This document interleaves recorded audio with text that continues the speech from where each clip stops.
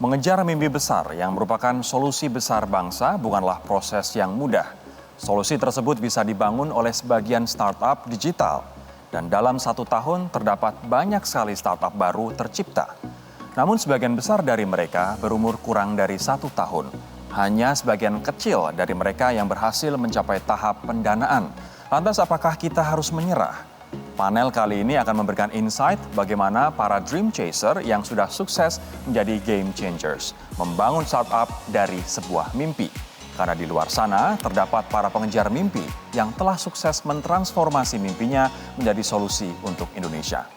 Jangan putus asa, karena melalui mimpi semua orang memiliki peluang yang sama. Dan siapa tahu, mimpi kalian merupakan solusi bagi puluhan atau bahkan ratusan juta orang. Inilah generasi digital yang berhasil menjadikan mimpinya menjadi sebuah solusi untuk Indonesia. Di sesi ini, Wisnu Tama, Ferry Unardi, Erick Thohir, Ahmad Zaki, dan William Tanuwijaya berbagi pengalaman dalam mengejar mimpi mereka yang pada akhirnya menjadi solusi bagi banyak orang. Kesuksesan yang membanggakan nama baik bangsa dan memberi dampak besar pada jutaan orang inilah yang menjadikan mereka successful game changer. Dipandu Dila Karinta, panel ini dibuat untuk mewujudkan mimpi besar generasi digital dalam menciptakan startup. Are you all dream chasers? Yes? You over there, you dream chasers? Oke, great. Sekarang kasusnya seperti ini. Dalam 1 tahun di Indonesia atau dimanapun di dunia ini, memang ratusan ribu atau bahkan jutaan startups muncul. Tapi gimana sih sebenarnya kita untuk bisa meng-keep itu, membangun itu, atau bahkan membuat impact dari ide-ide startup ini? Sekarang apa sih yang harusnya kita miliki agar kita bisa mendapatkan atau menjalani ide-ide kita hingga akhirnya kita bisa mencapai mimpi-mimpi itu? Kita tanya langsung. Sebenarnya kita tuh dengar Mas William tuh kayak, oh masih muda nih, udah bikin Tokopedia dan segala macam, sudah menjadi CEO, lalu yang sudah merubah banyak, you saved life lah basically. How did you believe in yourself untuk benar-benar enggak, saya settle, saya fix mau menjalankan Tokopedia sampai ujung nanti? Iya, saya ini selalu menganggap diri saya ini pengusaha karena kepepet gitu ya. Okay. Jadi saat memulai Tokopedia, tantangan terbesar sebenarnya membangun kepercayaan. Orang-orang saat itu bahkan advice terburuk yang pernah saya dapatkan seumur hidup yang mengubah hidup saya, itu justru bilang, William kamu masih muda dan muda itu cuman sekali. Jangan sia-siakan masa muda kamu, role model kamu orang-orang Silicon Valley, mereka adalah orang yang spesial, carilah mimpi yang lebih realistis. Aku pikir Indonesia kita seakan-akan tidak punya konsep Indonesian Dream gitu ya, padahal di Amerika ada American Dream gitu. Tapi justru saya belajar dari semangat para pejuang Indonesia memperebutkan kemerdekaan Indonesia. Baru saja kemarin kita merayakan Hari Kemerdekaan Indonesia ke-74. Kebetulan juga hari ulang tahun Tokopedia ke-10. Terima kasih. Saat pejuang kemerdekaan kita memperebutkan kemerdekaan kita, kalau kita baca buku sejarah itu kan modalnya cuma bambu runcing gitu ya. Pejuang kemerdekaan kita itu nggak cengeng lah. Gak nunggu sampai kita punya persenjataan canggih. Jadi modal mereka itu sebenarnya keberanian untuk memulai, kegigihan untuk bangkit setiap kali gagal, dan yang paling penting itu harapan. Harapan bahwa walau nyawa jadi taruhan, satu hari nanti Indonesia akan merdeka. Saat saya mendapatkan advice tentang udah jangan mimpi di siang bolong, itu saya justru teringat bahwa Indonesia ini justru dibangun oleh pendiri bangsa kita, Bung Karno. Dia kan seorang pemimpi juga, bahkan dia pernah bilang bermimpilah setinggi langit, jika kita jatuh, kita akan jatuh di antara bintang-bintang. Jadi bermimpi itu ada dua, bermimpi dengan mata tertutup ya udah jadinya mimpi saja, mimpi di siang bolong. Tapi bermimpi dengan mata terbuka, itu apa yang kamu mimpikan, kamu pikirkan, kamu ucapkan dan kamu lakukan secara konsisten. Jadi saya pikir kalau semua bangsa Indonesia kita bisa bermimpi dengan mata terbuka, sebenarnya nggak ada hal yang terlalu besar atau mimpi terlalu besar untuk kita wujudkan. Setiap harinya mudah sekali kita menemukan 1001 alasan untuk gagal, tapi kita cuma butuh 1 alasan untuk bisa. Wow.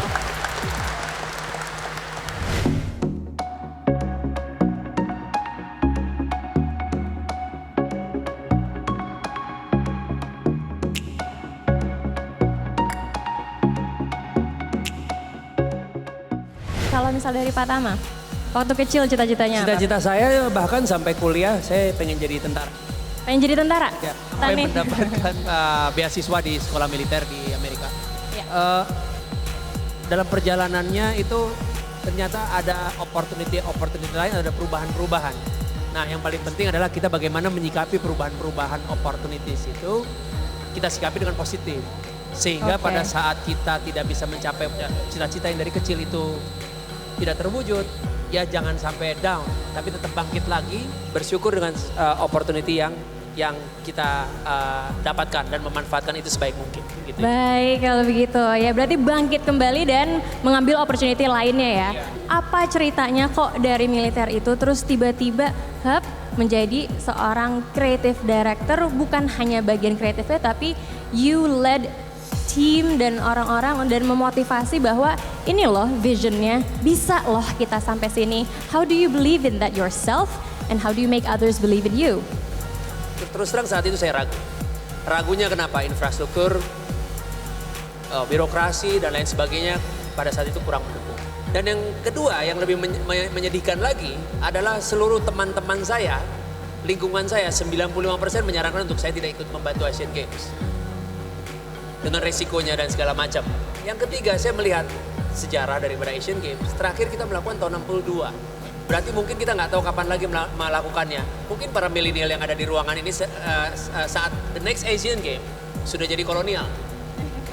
Artinya sudah tua, ya Sudah kan? tua Sudah kalian. sangat tua bahkan, ya kan? Kalau kalian umur 30, 40 sekarang atau 20 pun, the next Asian Game mungkin umur 70, 80.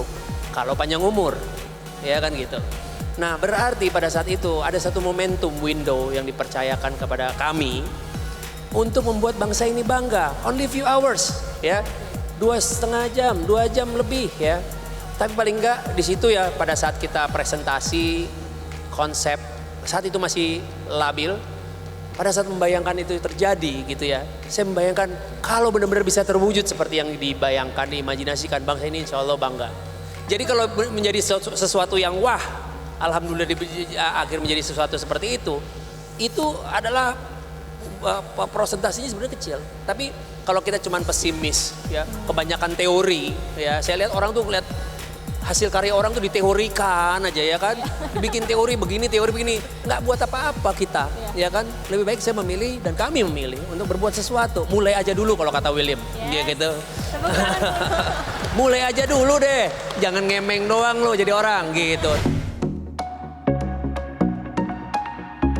Unite the Nation menjadi suatu gerakan besar untuk mengobarkan rasa patriotik generasi digital millennials. Terdapat peluang besar bagi generasi digital yang mau merealisasikan mimpinya dan mungkin saja mampu memberikan solusi terbaik untuk Indonesia. Amazing Mas, aku pindah ke Mas Zaki. Mas Zaki ini dulu juga lulusan ITB ya Mas ya? Ya. Nah dari lulusan ITB itu gimana sih kok tiba-tiba bisa jadi bikin startup sih? Mungkin sama seperti Mas William juga sih, tidak pernah kepikiran dulu jadi entrepreneur. Awalnya kalau tadi ditanya cita-cita waktu kecil, om-om sama Pak D saya tuh kebanyakan insinyur. Jadi insinyur tuh dulu pekerjaan yang keren banget lah gitu. Makanya saya sekolah belajar komputer, terus ngambil jurusan computer science. Awalnya tuh pengen jadi insinyur, kerja di perusahaan yang besar, gaji besar gitu. Kira-kira sesederhana itu. Tapi waktu saya kuliah, itu saya ingat banget di ITB itu saya kira sama ya. Semua kalau sekolah di universitas di Indonesia pasti didoktrin namanya mahasiswa. Kalian kalau jadi mahasiswa itu ada kata maha di situ, tau nggak? Paling. Iya, maha itu sesuatu yang agung. Jadi kalian itu nggak hanya jadi siswa yang biasa-biasa aja gitu. Nah waktu itu diceritain kayak gitu dan saya kan meresapinya apa sih ini gitu. Kayak mending main aja lah gitu loh. Jadi mahasiswa dapat nilai bagus, kerja ya udahlah gitu loh. Jadi di situ makin lama makin doktrinnya makin kenceng banget bahwa lo kalau jadi mahasiswa, kalau lo udah keluar pekerjaan, lo jangan mendesak pekerjaan orang lain. Iya, lo harus bikin pekerjaan kalau bisa. Nah, jadi apa yang tadi kita cita-citakan sesuatu idealisme, ternyata pas dijalanin nggak semudah itu. Ternyata butuh kerja keras, ternyata butuh ya pemikiran, planning tadi kalau kata Mas William. Dan setelah saya kemudian bikin software untuk Quickcon. Kalau tahu Quickcon, dulu saya pernah bikin software tuh, walaupun dibayar cuma 1,5 juta. Baik ya. Belum ngerti. Tapi gini, yang penting belajar dulu gitu loh. Yang penting nekat gitu loh. Yang penting mulai aja dulu katanya. Oke.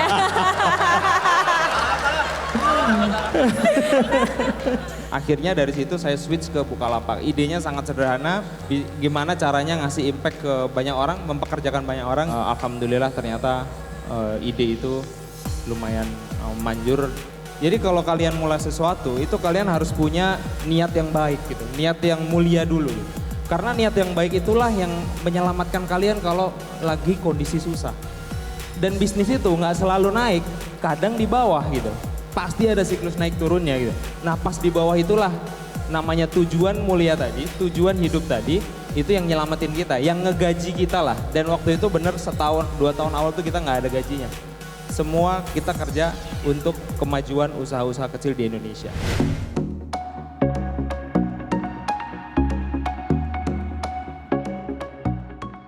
Boleh nggak sih aku gali lagi di sini, siapa sih yang pernah gagal?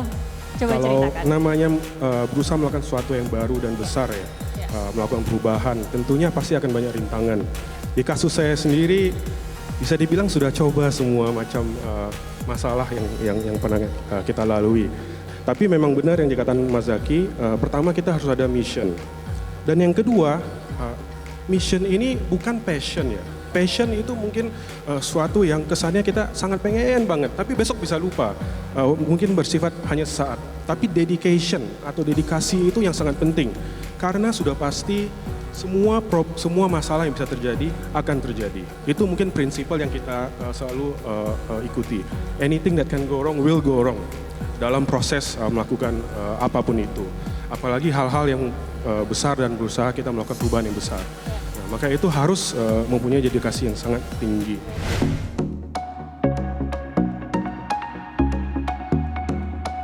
Dengan harapan mampu menggugah generasi digital dalam menciptakan solusi, para game changers membagikan pesan besar kepada generasi digital yang ingin memulai startup tentang bagaimana pengejar mimpi atau dream chasers menjadi para pemberi solusi atau game changers.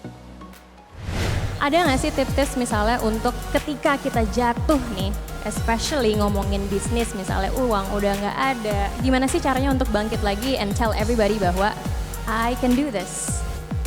Saya rasa kalau gagal pasti semua orang pernah gagal.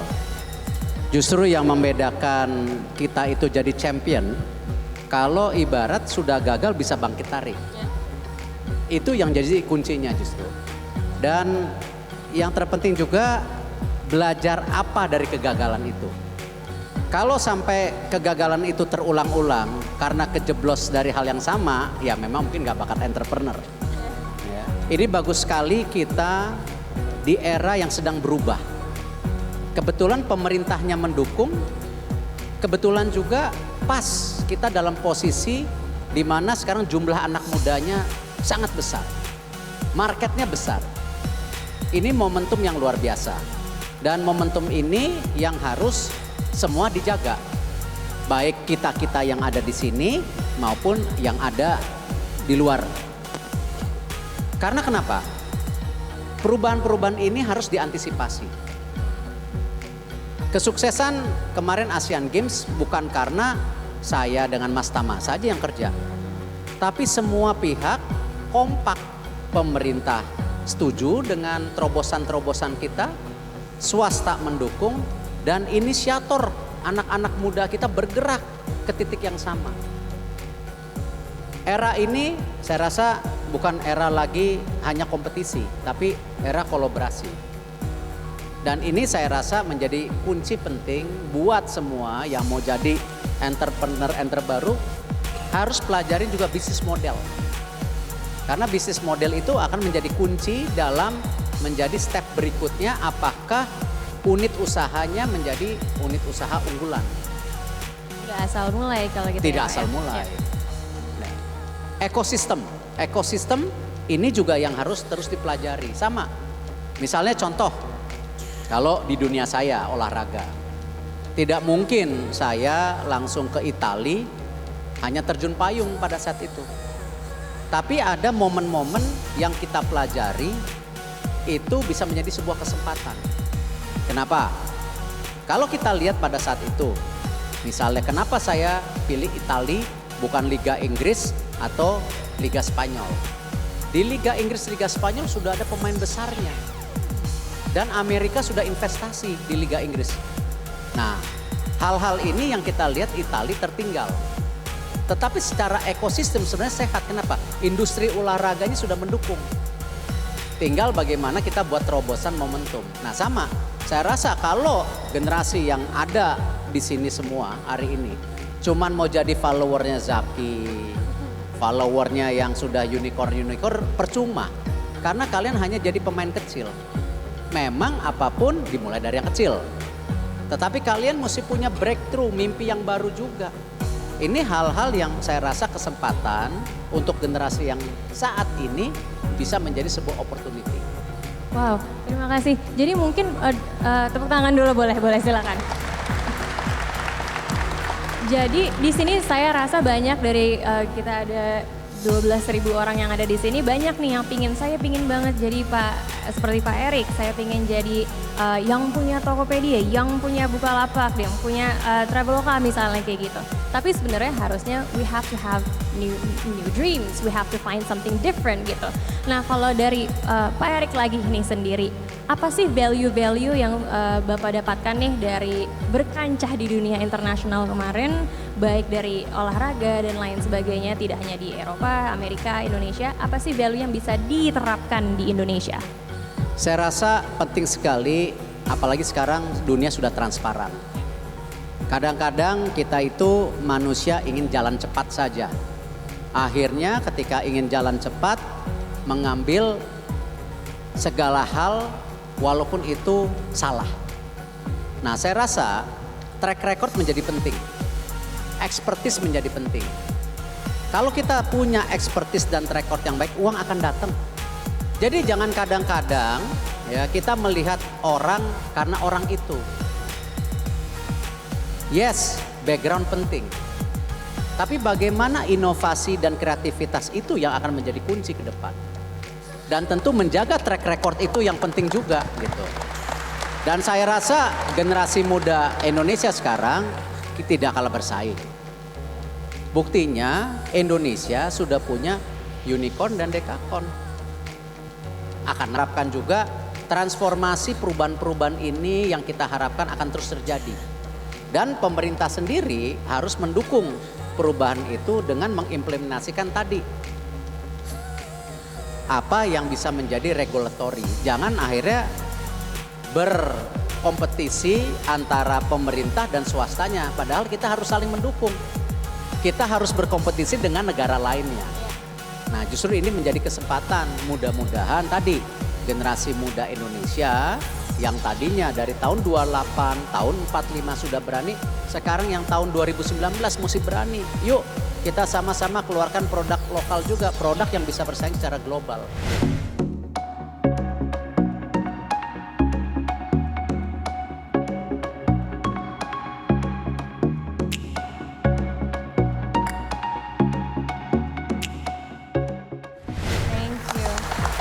Nah, ini untuk teman-teman baik yang mau memulai digital startup atau mau bikin brand atau misalnya mau jualan apapun craft dan kerajinan yang lebih Indonesia, mana sih caranya startnya? Mungkin mengidentify opportunity-nya gimana, lalu step-step berikutnya apa sih hingga bisa menjadi itu sesuatu yang presentable dan lagi-lagi membanggakan Indonesia, Pak?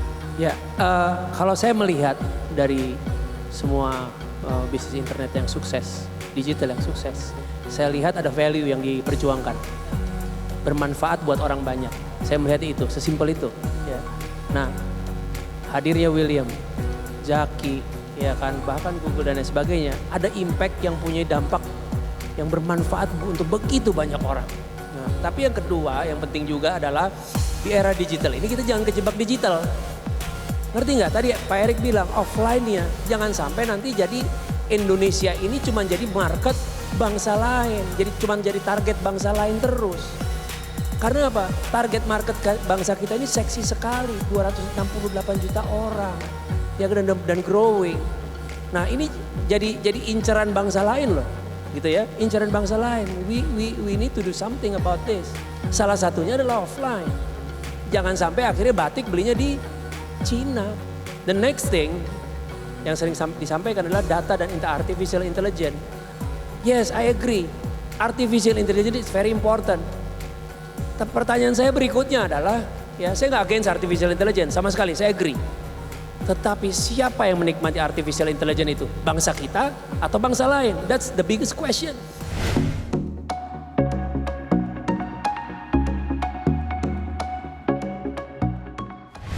Para game changers berjuang dari mimpi. Kalian juga memiliki peluang yang sama melalui mimpi kreatif dalam membangun startup digital. Itulah tadi pemaparan inspiratif dari para game changers Indonesia. Cara, kisi-kisi, tantangan, dan semangat telah mereka bagikan untuk kalian para generasi digital. Jadi ini saatnya bagi kalian untuk mengejar mimpi dan berjuang untuk memberikan solusi. Submit mimpi kalian melalui website 1000startupdigital.id. Karena bisa jadi mimpi besar Anda merupakan solusi yang ditunggu oleh jutaan orang di Indonesia. Selanjutnya, bagaimana cara generasi digital memanfaatkan ekosistem startup di Indonesia secara sempurna? Role Model Steering Committee dan Ecosystem Builder akan berbagi kepada kalian di Ignite the Nation episode selanjutnya. Saya Rory Asyari, selamat malam dan sampai jumpa.